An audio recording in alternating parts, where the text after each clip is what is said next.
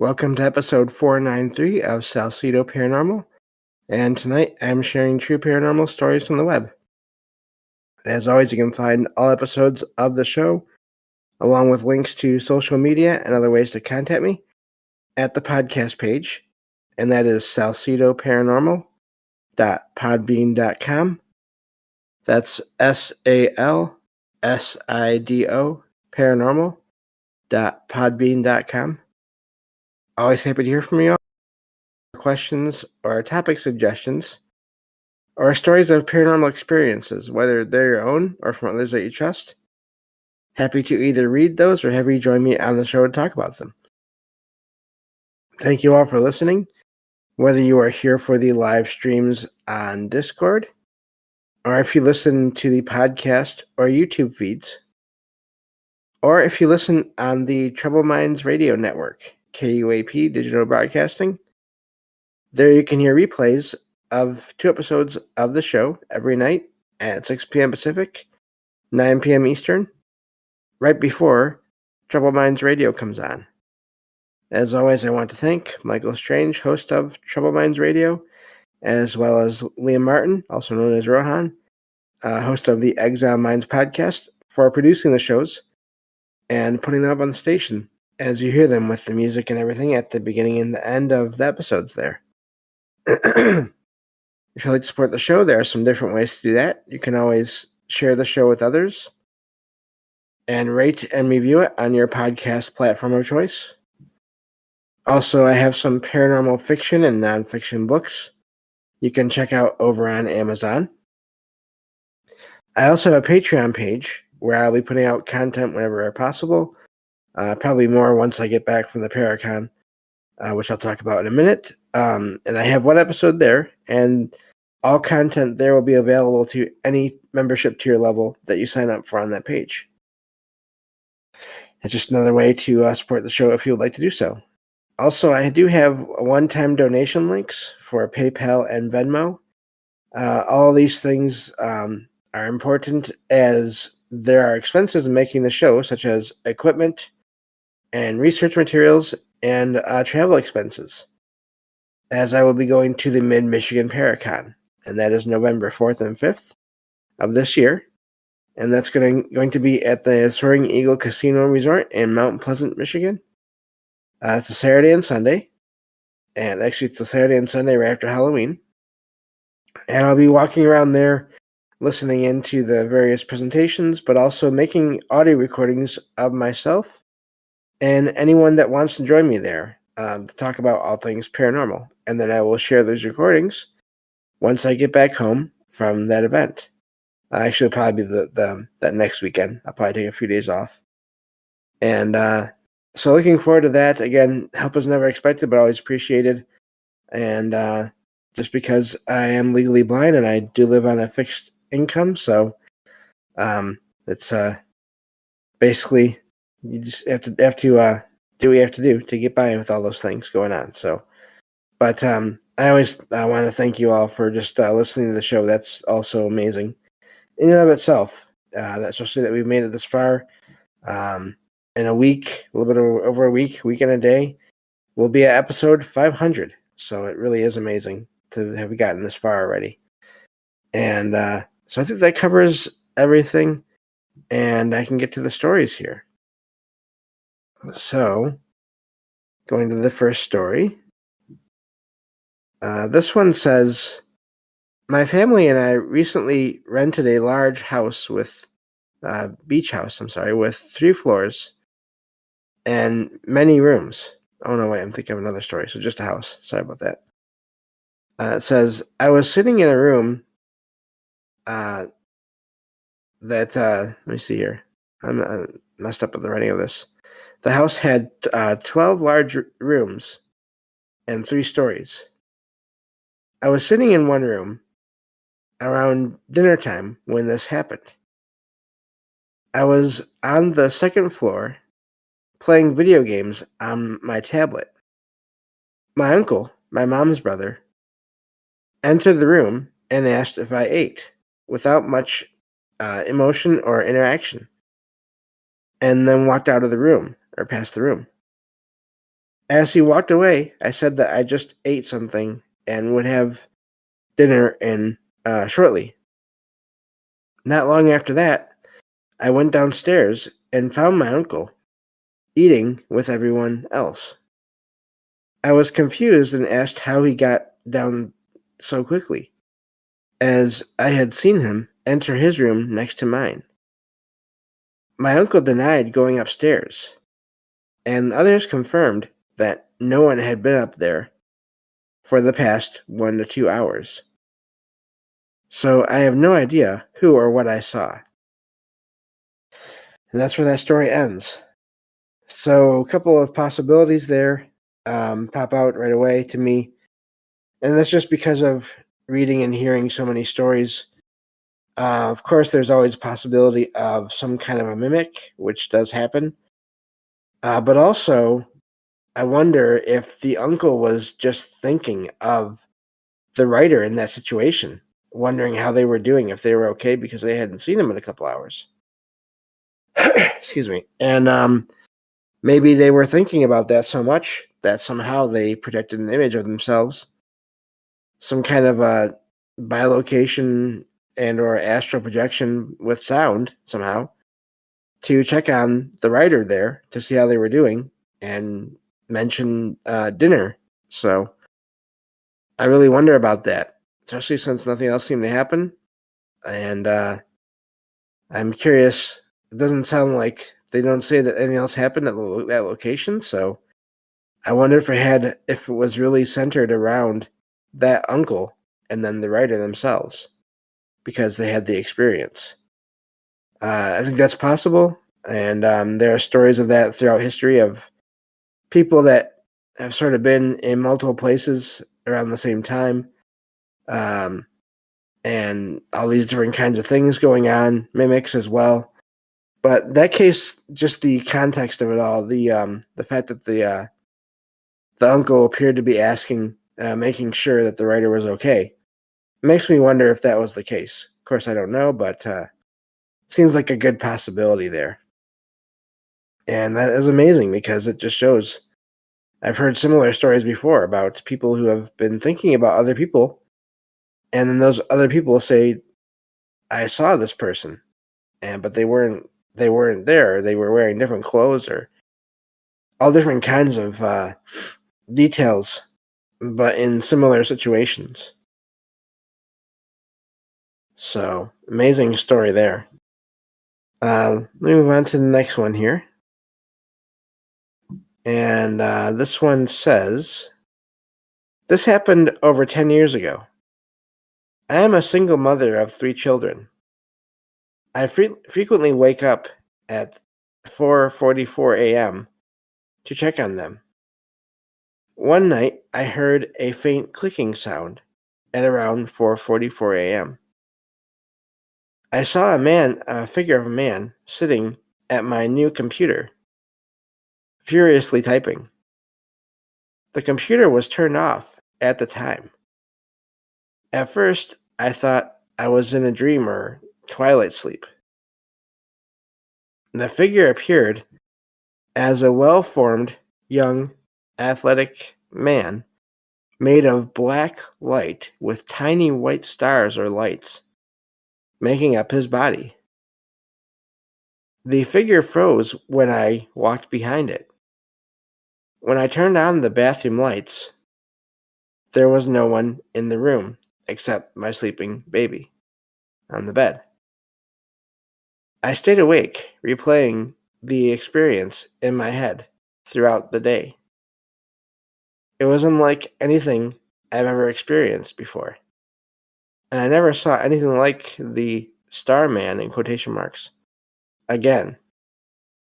I lived in the same duplex for about 23 years and had other paranormal experiences, but nothing like this one.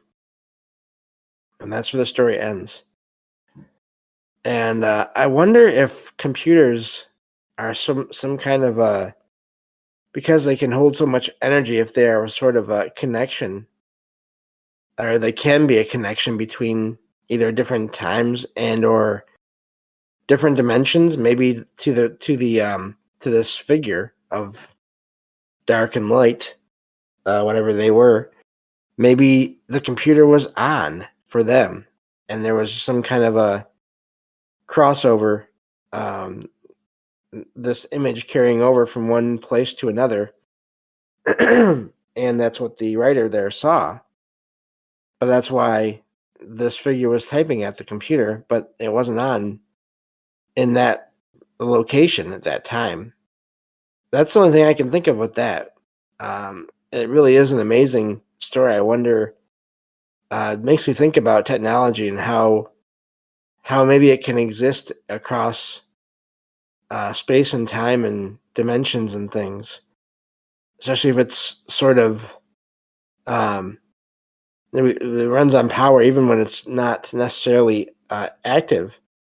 I've heard that parts of computers can still be basically running, or there can still be it's still plugged into a wall. I would guess. So I don't know if that has anything to do with anything or not, but really amazing story there. Uh, and I wonder if there's any connection between that and the other activity in the writer's home. I wish they could have gone into that, but that's okay. Obviously, it's up to everyone that writes into these websites that I find these stories on, how much they want to share. Maybe the rest of it is sort of they've gotten so used to it they don't think about it anymore. This came up I think either last night or the night before. There are some things that if they happen enough, sometimes people can get used to them and not even think much about them anymore. And I've experienced that, like I said. So, but this figure, it does sound like, now it's really odd because it sounds almost like a mix between at first it sounded like a shadow figure, but then it was this kind of odd dark light with bright lights that made it up. So it was almost like a grid of, or a collection of this mix of light and dark. Really odd. I don't think I've heard of a story exactly like that before. So that's really amazing. I love that when that happens, when I sort of come across a story about something that I don't recognize. So those are some of the best ones to me. But yeah, so who knows what was going on there, but that's all I can think of is sort of technology, maybe depending on where it's at, or maybe there's somehow some other device that's there in this in another time or another dimension that is similar to a computer. Maybe there's multiple devices that are somehow linking up energetically, and that may also be the cause of that event. But again, I don't know. But I've had a couple of weird experiences with technology and shared many of them, many other stories about that on the show over the last couple of years. Been going now almost 3 years as of Halloween. So it's definitely something that is keeps popping up, and I think it will only get more and more frequent as we go forward because technology is it's everywhere. So just about anyway.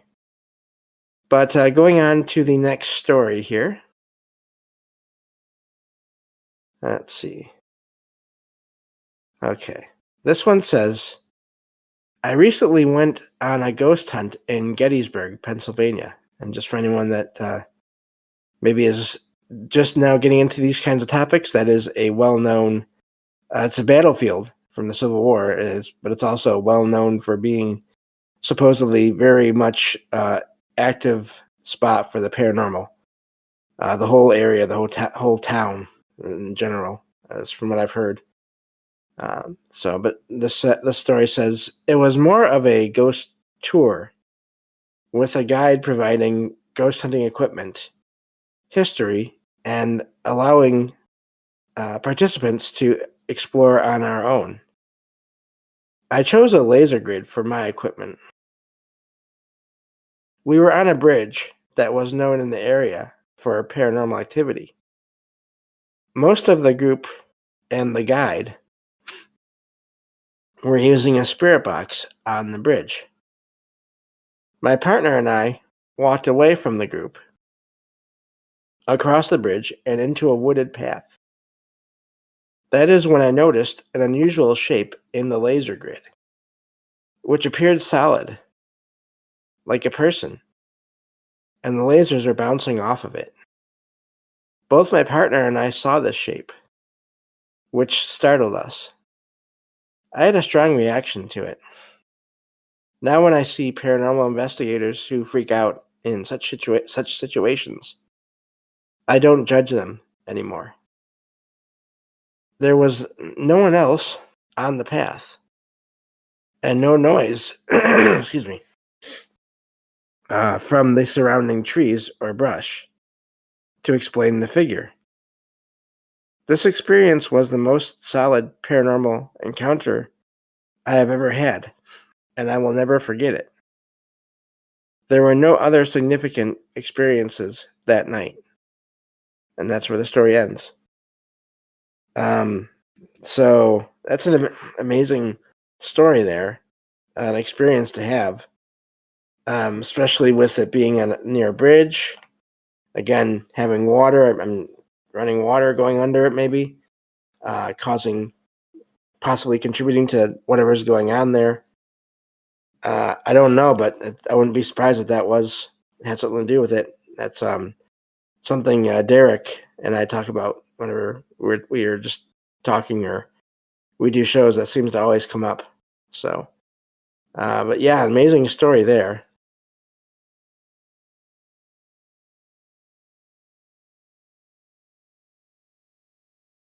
And I don't doubt it can happen. Every so often that I do come across stories from from Gettysburg. There are some locations that will just pop up every so often in these shows.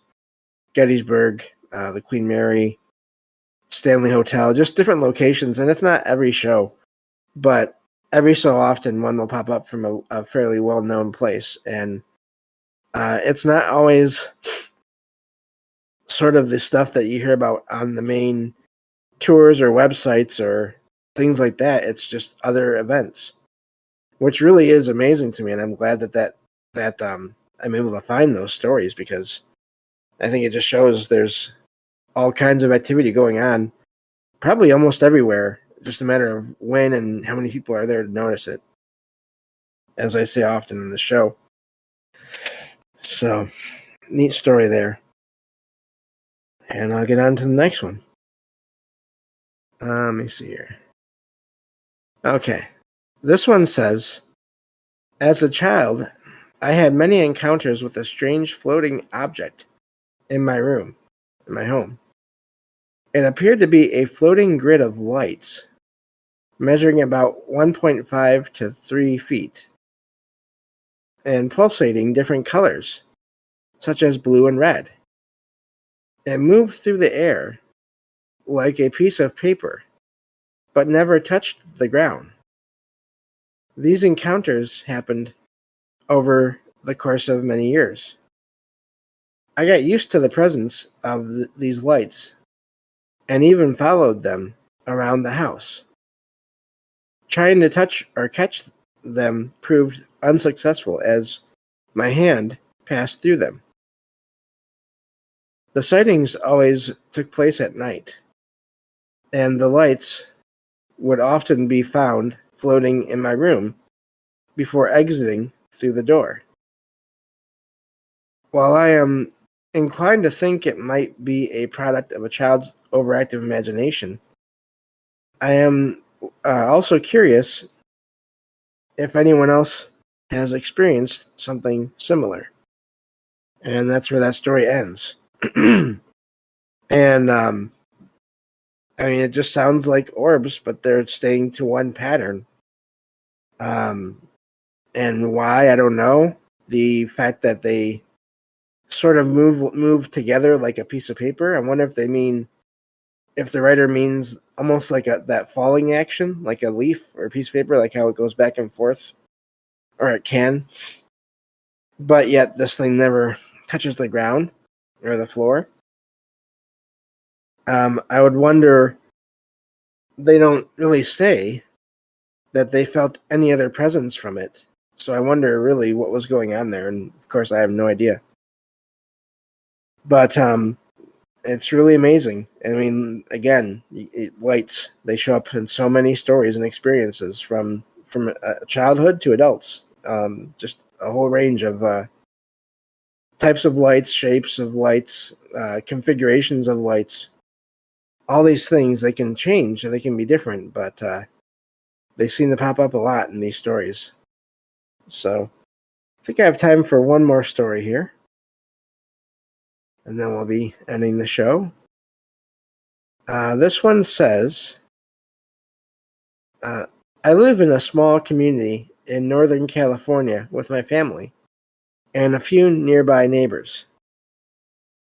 About 2 years ago, during the fall, my dad noticed bare footprints, B-A-R-E, footprints, on the steps outside of our home in the in the frost.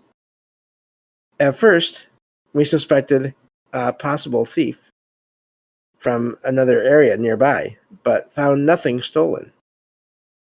My dad placed a trail camera on a garden fence post facing the front door and steps. Sorry, there we go. After checking the camera 3 days later, we discovered multiple pictures of our dog and people entering and leaving. But one picture showed a dark, shadowy figure resembling a pair of human legs, a torso, part of a chest, and an arm. Both my dad and I had some belief in ghosts and were intrigued but uneasy about the proximity of this figure to our home. We repositioned the camera and checked it again 3 days later.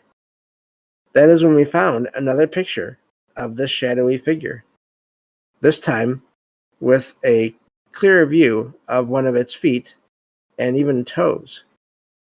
Our dog was also seen in the picture, staring at the figure. We moved the camera again, but didn't capture any more images of this figure. We never found any more footprints either. The whole incident was very strange. And that's where that story ends. And that is amazing. You have this event, these footprints in frost, I'm guessing on a porch or something. And then so the family tries to figure out what's going on. And then they get this almost like a partial shadow figure. And I've heard some stories about how supposedly certain cryptids like Bigfoot can do that. They can appear almost like shadows.